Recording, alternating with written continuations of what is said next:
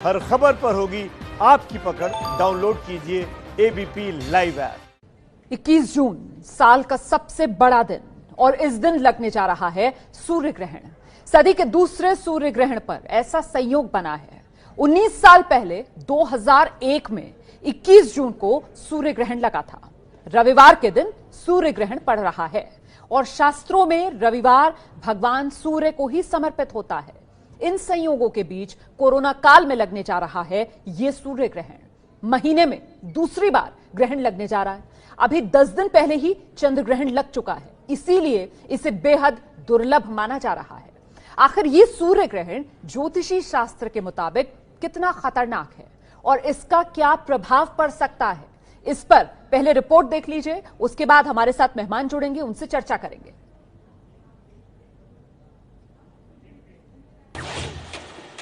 साल के सबसे बड़े दिन काल बनकर आ रहा है सूर्य ग्रहण। 21 जून को कोरोना काल का सूर्य ग्रहण। 6 दिन बाद सूर्य ग्रहण। रहिए संभल कर। 1 महीने में दूसरा ग्रहण। कोरोना काल का ग्रहण कितना खतरनाक। सूर्य ग्रहण से पहले क्या करें कोरोना काल के ग्रहण से बचकर। जैसे कंगन होता है वैसे ही दिखेगा ग्रहण के वक्त सूर्य, इसलिए इस सूर्य ग्रहण को कंकण सूर्य ग्रहण कहा जाता है। सूर्य ग्रहण रविवार यानी 21 जून को सुबह 9:16 पर शुरू होगा। पूर्ण स्थिति में ये 12:10 पर आएगा और दोपहर 3:04 पर सूर्य ग्रहण समाप्त हो जाएगा। इस ग्रहण में दिन में भी शाम जैसी स्थिति हो सकती है। इस ग्रहण को सीधी आंखों से बिल्कुल ना देखें। एबीपी न्यूज आपको सूर्य ग्रहण की सीधी कवरेज दिखाएगा, इसलिए टीवी, मोबाइल या किसी भी स्क्रीन पर देखें, लेकिन सीधे सूर्य को ना देखें। वैसे भी दिन में 10 बजे के बाद सूर्य की रोशनी इतनी तेज होती है कि उसे देखना आंखों के लिए सही नहीं होता। ये सूर्य ग्रहण भारत समेत एशिया, यूरोप, अफ्रीका, ऑस्ट्रेलिया और दक्षिण पूर्व अमेरिका में दिखाई देगा। सूर्य ग्रहण का सूतक ठीक 12 घंटे से पहले लगता है, यानी सूतक 20 जून को रात 9:16 से शुरू हो जाएगा। बुजुर्ग, बीमार, बच्चे या गर्भवती महिलाओं के लिए सूतक का वक्त अलग होता है, इसलिए दवा और जरूरी चीजें ले सकते हैं। ज्योतिष शास्त्र के मुताबिक इस सूर्य ग्रहण का अद्भुत संयोग ये है कि 2 या 3 जुलाई, फिर 16 या 17 जुलाई और फिर 26 दिसंबर के बाद ये लगातार चौथा ग्रहण होगा जो मिथुन धनु राशि की एक्सिस में पड़ रहा है। स्वतंत्र भारत की कुंडली वृषभ लग्न की है और उसमें ये राशियां धन, अर्थव्यवस्था, जीडीपी, मृत्यु भाव और छद्म युद्ध आदि को बताती हैं। यानी जहां ग्रहण दिखेगा वहां युद्ध जैसे हालात बनेंगे। समुद्र में आपदा भी आ सकती है। समाज के भीतर परेशानी बढ़ने की भी आशंका है। ज्योतिष शास्त्र के मुताबिक इस बार सूर्य ग्रहण के दिन 9 ग्रहों में से 6 ग्रह वक्री चाल में रहेंगे, यानी उल्टी दिशा में चलेंगे। हालांकि विज्ञान इसे मात्र खगोलीय घटना मानता है, इसलिए इससे डरे नहीं, सावधान रहें।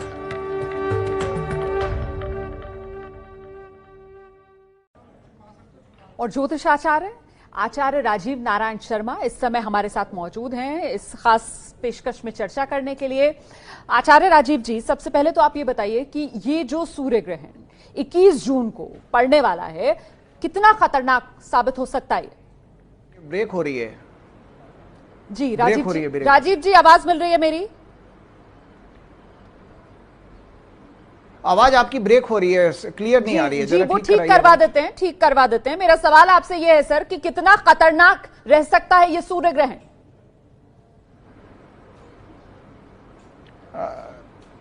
जी, हेलो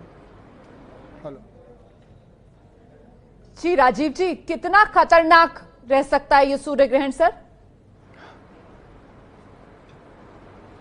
हाँ, देखिए ऐसा है रुमाना जी कि ग्रहण खतरनाक ये माना जाता है कि भाई उसके ऊपर कितने ग्रहों का प्रभाव है।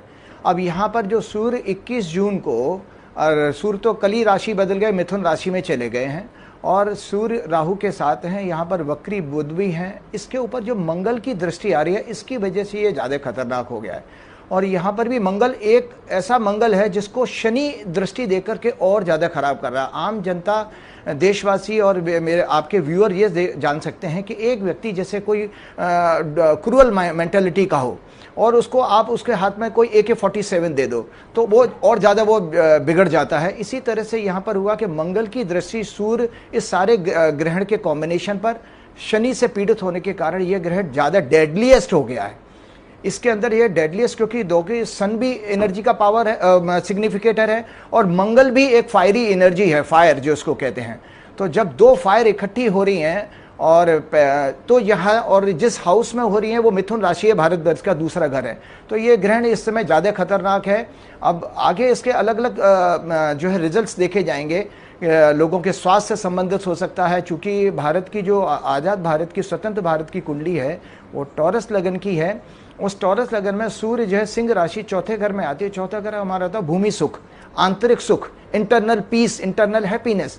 तो उसका प्लेनेट जब अगर पीड़ित हो रहा था, इसका मतलब है हमारे देश में इंटरनल डिस्टर्बेंस, प्रजा को बहुत सारी कष्ट और असंतोष होने वाला है। चौथे ही घर से मेदिनी ज्योतिष में मौसम देखा जाता है, वेदर, तो वेदर भी बहुत हार्श वेदर होने वाला है। तो ये सब परिणाम ये देखते हैं कि एक बैक टू बैक प्रॉब्लम आपके साथ 26 दिसंबर में एक इक्लिप्स आया था, उसके बाद एक बड़ा इक्लिप्स आ रहा है, उसी एक्सिस में आ रहा है जहां पर पिछले जुलाई में 2 इक्लिप्स हुए थे। उसके बाद तो जुलाई से इस जून तक, मतलब एक साल मान लीजिए, पिछली जुलाई 2019 से लेके जून 2020 तक 4 इक्लिप्स एक ही राशि के एक्सिस में आ गए हैं।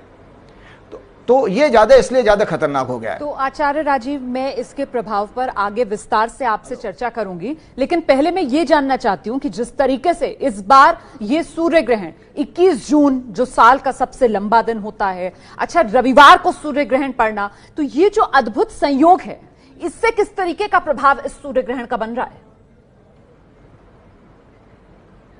बिल्कुल साफ नहीं।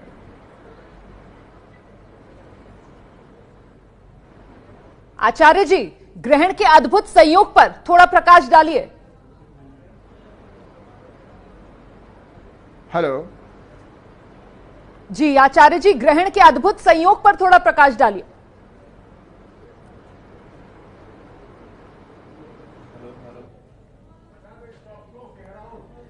मुझे लगता है आवाज नहीं मिल रही है आचार्य राजीव जी को। हम ठीक करने की कोशिश करते हैं, जो कुछ तकनीकी दिक्कत आ रही है, दोबारा से बात करेंगे आचार्य राजीव से। देखिए, ग्रहण के दौरान क्या करें ये आप जान लीजिए जरूर से, कि व्रत करना है आपको, दान करना है, खाने में तुलसी का इस्तेमाल ज्यादा से ज्यादा करना चाहिए ग्रहण के दौरान। ऐसा तमाम जो ज्योतिष आचार्य हैं, जो जानकार हैं, वो बताते हैं शास्त्रों के। तुलसी जो है वो दरअसल नकारात्मक ऊर्जा जो है उससे बचाती है, इसलिए तुलसी पत्ते का सेवन जो है वो ज्यादा से ज्यादा करना चाहिए ग्रहण के दौरान। गायत्री मंत्र का आप जाप कीजिए, सूर्य के मंत्र का आप जाप कीजिए। सूर्य ग्रहण है, इस मौके पर सूर्य के मंत्र का जाप करना शुभ फल देता है। हनुमान चालीसा का जाप करने से एक तरीके से जो मानसिक बल है वो बढ़ता है। गुस्सा, नफरत, आलोचना पर काबू रखें, क्योंकि बेहद खतरनाक इस बार का ये सूर्य ग्रहण।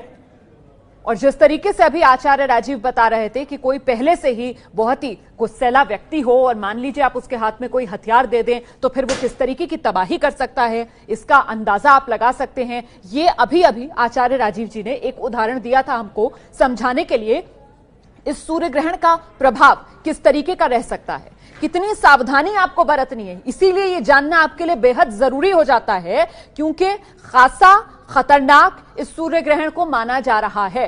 अच्छा, मैं उनसे सवाल का जवाब ये लेना चाह रही थी कि जो अद्भुत संयोग इस बार बन रहा है उससे क्या इसका प्रभाव और बढ़ रहा है।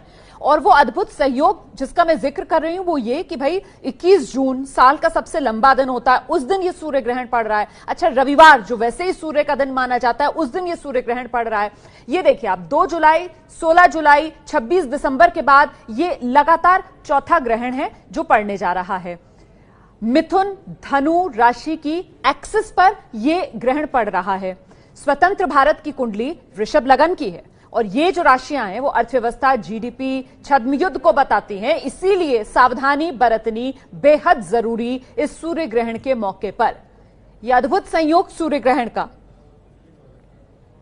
स्वतंत्र भारत की कुंडली जो है वो वृषभ लगन की है, मिथुन धनु राशि की एक्सेस में ये सूर्य ग्रहण पड़ रहा है। एक बार फिर से जरा बात करने की कोशिश करते हैं आचार्य राजीव से। आचार्य राजीव, मेरी आवाज अब मिल रही है आपको? जी बिल्कुल मिल रही है मुझे। जी, मैं चाहती हूं आप मेरे दर्शकों को बताएं इस बार के सूर्य ग्रहण का जो अद्भुत संयोग बन रहा है कि 21 जून सबसे लंबा दिन साल का, रविवार जो सूर्य का ही दिन माना जाता है, इस अद्भुत संयोग में और क्या खास है? जी जी भाई देखिए, सबसे बड़ी बात है कि हमारे दर्शकों, पहले तो ग्रहण का प्रभाव मैं बताता हूँ। व्यक्तिगत राशियों के बजाय ग्रहण का प्रभाव सामूहिक माना जाता है। जैसे कि अगर वर्षा हो रही है तो वर्षा में पूरे क्षेत्र को प्रभावित करती है। अगर गर्मी तेज है, सूर्य का 45 डिग्री सेंटीग्रेड टेम्परेचर, तो पूरे लोगों के लिए गर्म है। तो ये ग्रहण जो है मेदिनी ज्योतिष का सब्जेक्ट है। मेदिनी का अर्थ होता है पृथ्वी। तो पृथ्वी पर पूरा सामूहिक मतलब कलेक्टिव इन्फ्लुएंस आता है। तो इंडिविजुअल लोग घबराएं ना, देशवासी ऐसे ना घबराएं, विश्व के लोग घबराएं ना कि मेरी राशि पर मुझे क्या हो जाएगा।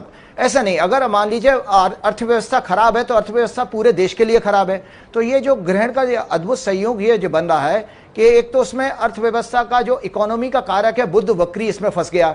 दूसरा, चौथे घर का जो चौथे घर से सुख सूर्य का देखा जाता वो उसमें चला गया। और चौथे घर से भूमि देखी जाती है, अर्थ। तो यहां भूकंप का संभावना बढ़ गई। और मौसम भी चौथे घर से ही मेदिनी ज्योतिष में देखा जाता। तो एक खराब वेदर, अर्थक्वेक की संभावना। और वो डायरेक्शन कौन सी होगी?